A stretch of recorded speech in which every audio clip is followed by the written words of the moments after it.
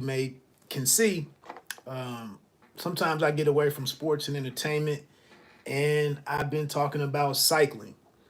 Check out the Live Your Life playlist, which I might change like officially to OTW or on two wheels, PMNM on two wheels, or on the way is what I'm usually texting my wife.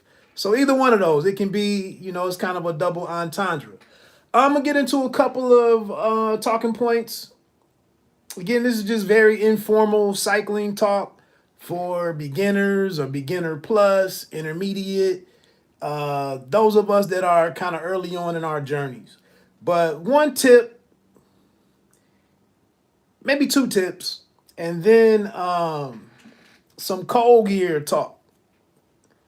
I don't want to say reviews, but I bought some stuff and I'm just trying to throw it out there for others who might be considering, upgrading the items that you wear when you're out in colder temperatures.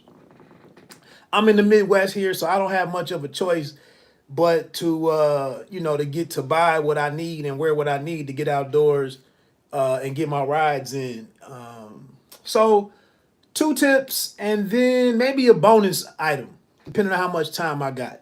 So the encouragement, not really a tip, but the encouragement that I was gonna mention was when I first from time to time, it seemed like when I was first riding, my wife called me a user. We get into an argument about something, and she would call me a user. And I think she was joking because she was just, or not joking, she was upset. So she was trying to say something that hurt my feelings. Maybe she was right. But I adopted that term, user. I am a user. And I would encourage you as a newcomer to be a user. And by user, I mean that in a more politically correct way, take advantage of the more seasoned riders that are around you or live nearby, or if you're in a club, or however you can, some people you encounter at the local bike shop, however you can encounter some others who are cycling and who are further along with the sport than yourself. Take advantage of being around them to save yourself some money and to kind of help fill in some gaps for you, to create some shortcuts and how you start gathering knowledge about the sport. This could be to save you money, to save you time, to avoid injuries, to get stronger, to get faster, to learn how to climb hills. But most importantly, I think to save you money and to help you to help your cycling experience be more enjoyable and beneficial to you. Because I think when things are beneficial to you, you're more likely to do them more often. So yes, I use people. This past year, this was my first year riding with others, being a member of a cycling club, and I used everybody. I mean, admittedly, I used everybody. If I rode by you for 30 seconds, I was checking out, how your bike was set up, what devices you had on your bike, what gear you were in. Some of this stuff I didn't even know. I didn't even know what I was observing. I was just noticing what was different between myself and the other rider. And I'm gonna tell you one important thing that I picked up on the first day that I showed up to ride with the club. After riding the previous year, 2019, I want to say. I don't even know at this point, to be honest. The first year one, I was on the bike trail with my hybrid, my fitness bike. Never once did I question anything about my saddle height. I ain't even it was a bike seat to me at that particular time. The first time that I showed up to ride with the cycling club, the Major Taylor Cycling Club of Dayton, or the Dayton chapter. The first thing that I noticed was, and I had bought a road bike at this time. I still hadn't adjusted the seat on that one neither. But I was looking at everybody else and I was like, man, why is everybody else's why are their seats so much higher than mine? And because their seats are higher, it looks like they're pedaling easier or more efficiently. Maybe that is helping them to be faster. Maybe it's helping them up these damn hills that they got me on for the first time. I had never climbed any hills really. What is the benefit to that? So I went home and I was Googling stuff. So this is what I'm saying. That was just the first ride, and 15 or 20 minutes into it, I'm just like, man, everybody's bike seems to be set up different than mine. And that's probably to their advantage. Another thing, everybody has cycling shoes on. I had my road bike for a handful of months at that point. Had never considered. I wasn't even aware of cycling shoes. So that was just two things right there. Obviously, with me showing up to ride with the club, we were riding a mix of road and bike trail. I had never been out on the road prior to that day when I showed up. So that was another awesome new detail to my riding, that I can get out here on these roads and get on these different this different terrain that challenges me. I was telling a buddy who recently bought a bike, you can get on the bike trail and improve your speed however you improve it, but your bike trail is probably going to be relatively flat. And where I was riding, there was some small, inclines here and there. And then there were two spirals to help you cross underneath this bridge. And that was the only hills I had ever climbed on the bike trail in my area. The first time that I got to a real hill, one of the brothers in the club looked down at my chain ring and was like, "You had to get out of that big chain ring and get into the small one for this hill right here." And I'm like, I had never even used the small chain ring. So again, get out here with, if you want to get better, if you want to maximize your experience with your bike and with cycling, if you want to take it to another level, get out here and use people. They want you to use them. It's some people that want to be asked a question.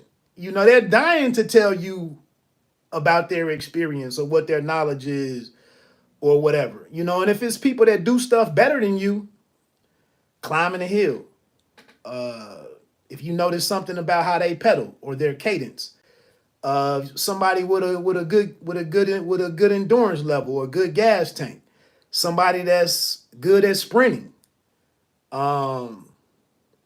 Hell, you see somebody change a tire and you've never changed or changed the inner tube. You've never changed the inner tube before.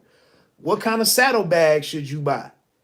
What kind of light system or what kind of lighting do you have on your bike? All of this type of stuff. Another very important thing was one of the more serious riders in the club. I noticed him eating something.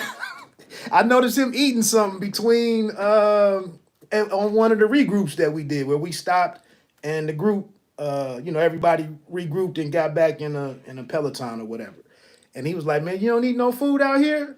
And I was like, "Nah, brother, never knew I needed to. But if it's gonna help me ride like you," I stopped in the store the next day and started getting me some little snacks to eat. Once I could keep up and be one of the earlier people into the regroup where we would wait, and then while other people were catching up, I had a chance to get something to eat and hydrate, and whatnot. So that's that. Use people. Or take advantage of people, the access to people who are more seasoned than you, to be politically correct. Let me put that time stamp down there right there. Cold gear. So I've been making some purchases the last couple of weeks as the temperatures have plummeted. You know, moving from summer, autumn, and getting into fall and winter. I don't even know if we still recognize autumn, but getting into fall and winter here in Dayton, Ohio. Gloves. I had a full glove in these. These are Bontrager. I knew these weren't gonna get it. I just didn't know how many days, or how many days I might get out of these before I had to buy another pair of gloves. Now, what I just said with my first bit of encouragement in using others around you, I was trying to wait to be around some people to see what gloves they were rocking before I purchased anything, because I wanted to see what these people are wearing, so I can hopefully only make one purchase, maybe two. Like I said, I only got one ride in with these, and these were no good. What I did just buy are these, and I don't get no money from these people. You can probably find a similar level glove with whatever brand, or yeah, with that whatever brand you like. These right here are Pearl Izumi's. I believe it's their Pro or PRO Amphib glove. I'm pretty sure it's their top of the line glove. There's two different colorways. One has like where this black leather or leather like material is. They have some tan on the other one. They also have a cloth version where like these two, or maybe the thumb and the index and the ring finger, or whatever that is, whatever these are, it's 3 and 2 in the claw version. If you want to go that route, I went with the single digit or finger gloves, and these are about $75 or $80 and whatnot. And I was optimistic that these would be the one purchase that I would be able to make and be done with buying glove stuff. These are okay. We put in, me and my partner CE, who was on the thumbnail for this video. We put in 35 miles Saturday, starting at about 9 a.m. Temperature was like 35, 37, 33 to 37 degrees. The sun was up by that time, but it was pretty cold. At first, my fingertips were getting a little chilly here and there. But for the majority of the ride, these gloves held up pretty well. My fingers and my hands were not an issue in switching gears, working my braking. They say with the index finger and the thumb that you can use it for a cell phone. It's 30 some degrees, man. I was getting where I was trying to go. I didn't really mess around with trying to snap no pics or mess around with my phone. That wasn't what I was out there for. But these held up. It was windy as hell. Like, we were out there maybe 2.5 hours, 3 hours, I think. We did stop and take a break at one point in time for maybe 5 to 7 minutes, and we went inside the store. And when I got back out and put the gloves back on, my hands had perspired quite a bit, so the gloves were damp. And it took a moment for my hands to get comfortable again. But like I said, for a 35-mile ride in about 35-degree weather, these held up pretty nicely, and I don't feel like I have to make another purchase. Quickly, I started looking at another option in bar mitts. And then another video that I was watching on YouTube had these things called pogies, which is like some kind of system that you wrap these warmers, for lack of a better word, around each individual handle on your drops, and then you stick your hands into these like sleeves, and they keep the wind off of you. You still wear gloves, but it's kind of maybe a layered approach, or just a different concept on how to keep your hands warm.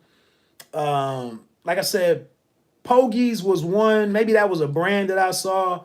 Bar Mitts was another. Maybe that was another brand's similar type of product. I may look into those. I saw some benefits to going that route. You know, things, some kind of covering on your drops that you put your hands into. I'm gonna keep those in mind for next season. I think this is it. I think this is the only purchase I'm gonna wear for my hands. Now, the one thing I will get a great test of these later this week because Friday, the morning after Thanksgiving, I'm going to do this hill climbing challenge that I talked about on my podcast. It's always personal. But the temperature right now, the high is only supposed to be 33. And it's a 59-mile ride with 3,600 feet of elevation, and I'll probably be out there 6 hours. And I'm really interested to know if these are going to hold up. One option on gloves. Shout out to my man Gunn. He actually wears. He's bought. See how I'm learning from his mistakes or his trials and tribulations. He's bought about three or four, at least three pairs of gloves, and he wears liners underneath a heavier glove like this, because this is gonna be subjective. Some people handle cold and chill better than others. And his big complaint was his fingertips get cold easily. So he's been doing a lot of purchases to solve how to not have chilly, or frigid fingertips. So I learned from him. I actually had to wear in an emergency situation. I had to wear a pair of his gloves, and that kind of was the final. That kind of gave me an idea of going with these. Another item that I bought really quickly, a little headband. This is also from Pearl Azumi, but if you can see, it comes down a little. You can see it's kind of longer over here and over here. Maybe you can see this. What is that? Lactic acid or something or whatever. But you can see on the sides, it's a little. It comes down. It's a little bend in there. These parts go over your ears. I don't have anything to cover the top of my head. I was kind of on the fence about doing that. I don't know how that would trap body heat in or whatever. Whatever. This one was like $20, I think, at the store. I grabbed this while I was in the store. I just realized I didn't grab one other item that I wanted to show. But this has been great to get the chill off of my ears. The first 3 or 4 times I was riding outside, my ears were killing me. And, I had to soldier through it. But I knew, and it was like it was like 37, 38 degrees and whatnot. And I was like, man, if I'm going to be outdoors, I got to do something about my ears. So this was a very simple fix for the females. It's got this little insert, this opening in the back for a ponytail. So, I could grow out some dreads if I wanted to, maybe in a few years and use that little accessory right there. But just this right here has been a great addition to my cold kit. The other item that I was going to show you was, and it's also Pearl Azumi. Like I said, I don't have no affiliate code or nothing from them. This just happened to be the brand that was at the store, the bike shop where I bought my bike, and I was able to touch and feel and see what the sizing was for a brand, and I've kind of stuck with them. So this is their shoe cover. My regular shoe is inside here, and then this covering just goes over it. They only have like one of these. It's not like 2 different levels or 2 different products. This is it. But these were like $55. You'll have to look at the sizing on them. One thing that I noticed off the rip, these are a little challenging to get these on with your foot actually in them. It's Velcro back here. And that's how you get your shoe up in there. A little challenging to get these on while it's on your foot. To get to the back of your foot to pull this piece all the way across. It's taken a couple of times. What I didn't bring down here was a week ago I bought for like $20. I bought, and I was in the store. I bought some toe covers, and I seen some cats with some toe covers like back in April on a couple of early morning starts when it was a little chilly. And I saw, toe covers then. Never bought none. Um, I don't know if it was much of a gain going from just the toe covers to the shoe covers. I went on a weekend ride, a century, like 2 weeks ago now, and we started at 9 o'clock. Sun wasn't up. It had to have been an earlier start time than 9, but the sun wasn't quite up for like the first 4:35 to 40 minutes, and well, the sun wasn't warming stuff up. I'll clarify it that way. And I just had my toe covers on that day. I was perfectly fine.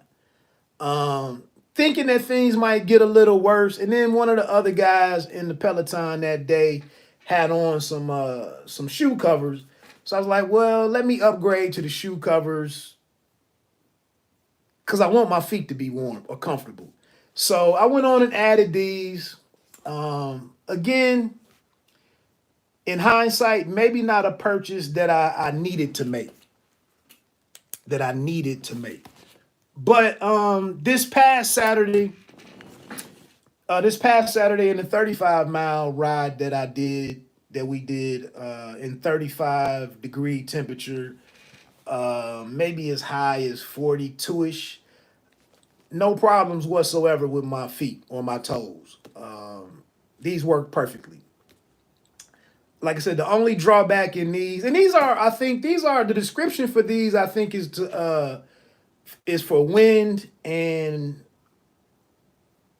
rain. But in reading some of the reviews online, they were saying if you want to wear some heavier socks in the wintertime, that will do the job. A combination of heavier socks and the shoe covers. The cat that was with me Saturday, he didn't have toe or shoe covers on, and he didn't complain about his feet being cold. That's him. Like I said, all of this stuff is subjective. Real quick note on these pro amphib gloves. On the card that came with them, they were specced for like 40 degrees down to 15 degrees. In my opinion, I could have some problems with these if I was out in the 20s, based on how they felt in the low 30s. Maybe I won't be out in the 20s. So that's about it. Let me see what time it is on this bonus. Really quick bonus. Just again to maximize, your enjoying being out on your bike, enjoying your cycling experience. One thing that I started playing around with in the last few weeks was ridewithgps.com.